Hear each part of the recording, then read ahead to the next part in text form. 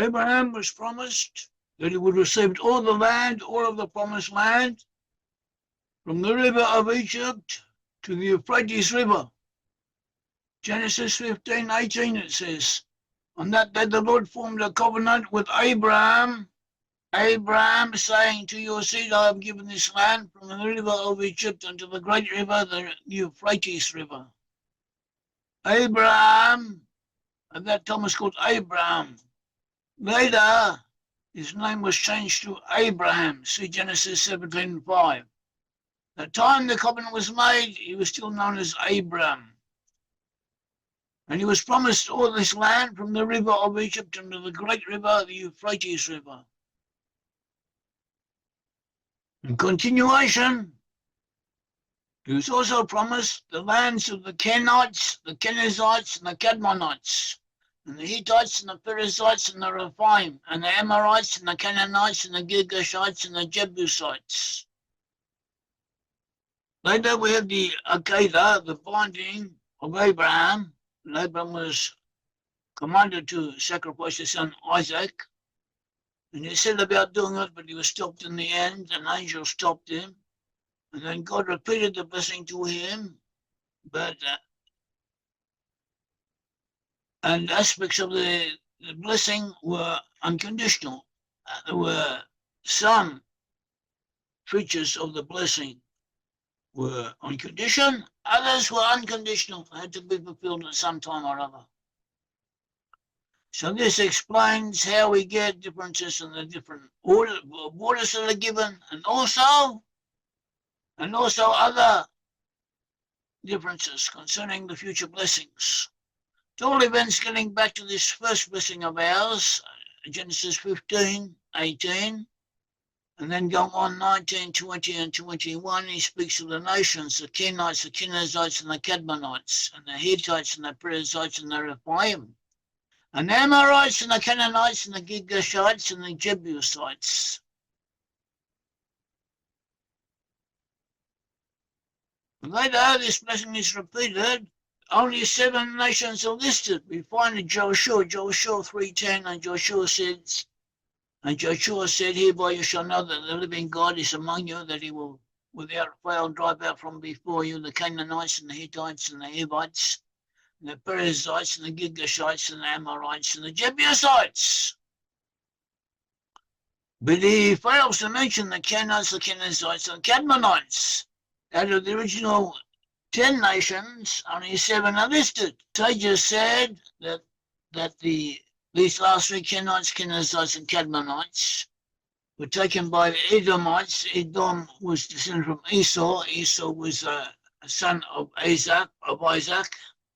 Jacob and Esau were twin brothers, the sons of Isaac. And Isaac was promised one of these lands, one of these 3 lands, one of these lands of the Kenites, Kenizzites, and Cadmonites. The Ammonites, descendants of Lot, were also promised one of these lands, and so too were the Moabites. Both Ammon and Moab were descended from Lot, the nephew of Abraham.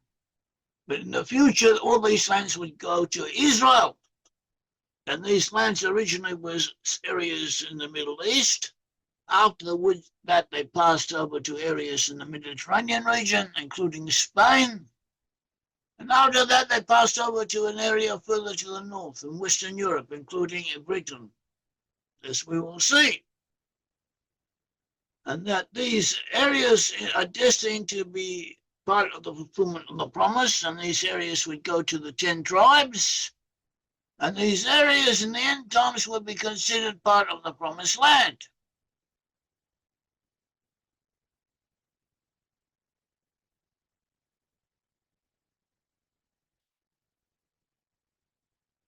And this aspect of the blessing ultimately was unconditional. To some degree or other, in some way or other, it had to be fulfilled, and it was fulfilled. Or in the future will be. David was criticized for conquering Syria, in Hebrew Damascus, actually referring to 2 different regions. So David conquered the area of Damascus before he conquered Jerusalem, and he was criticized for that. And everything has an order, that you have different borders are given, and these borders reflect the different stages in Israelite history, and each stage has its own criteria. Each stage needs to be conquered before the other stage. And you had the lost 10 tribes. The lost 10 tribes were 10 of the northern tribes. 10 of the northern tribes separated from Judah, and they set up their own kingdom, and they were conquered by the Assyrians and exiled, and in their places of exile they lost consciousness, they lost awareness of their ancestry. They moved to the west, and they occupied areas in Western Europe. And the areas they conquered in the future are destined to become part of the promised land of Israel. We find the Hatamasopa lived from 1762 to 1879, not that long ago, but he was a great rabbi. He was an expert in all the Torah literature, and he predicted that in the future the Israelites will occupy those regions. Find in the commentary to the Talmud and Beitza, commentary to the Talmud Beitza 4b, it says, it seems to me that all the isles and islands that are in the Great Sea opposite the land of Israel to the western limit of the Oceanus, the Atlantic Ocean, all of it shall belong to the land of Israel. To supply the source.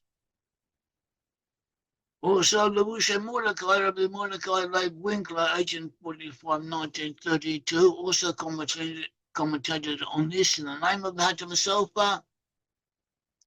Concerning the borders of the land of Israel in the future, the country of England refers to the islands of the Holy Land, and that these lands will be in the Atlantic Ocean. In other words, in the future, you will have the greater land of Israel from the Nile to Euphrates, and also the areas in the ocean, the Atlantic Ocean, including England, including reaching up to and including North America, will also be part of the Holy Land of Israel. And this will be the fulfillment of the blessing that had been promised to Abraham, Genesis 17. And prophecy had already indicated that lost 10 tribes would be in those regions.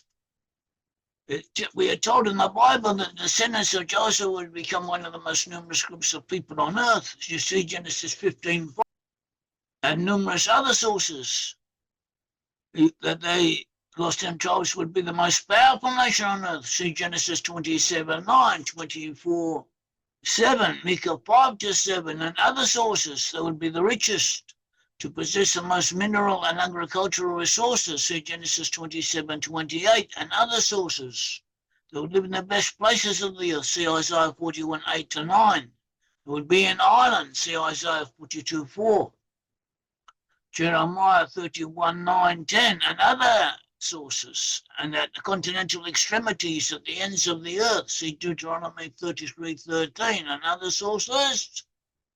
They would gain control over strategic points regarding their potential adversaries, see Genesis 22:16-17, and other sources that would be like a lion and a unicorn, Numbers 24:8-9, the official symbol of Britain. It would be like a bald-headed eagle, see Micah 1-16, that is the official symbol of the USA. They would lose their Israelite identity and practice a non-Israelite religion, see Hosea 2-8, 2:13, 2:16, 11:12. And Judah, that is the Jews, on the whole, would not know who the lost 10 tribes are, see Isaiah 49:21. And numerous other characteristics, all of which have suit people so settled in the western areas of Europe, especially Britain and North America, and these blessings have come to fruition or are about to do so. Thank you. May the Lord God of Israel bless you.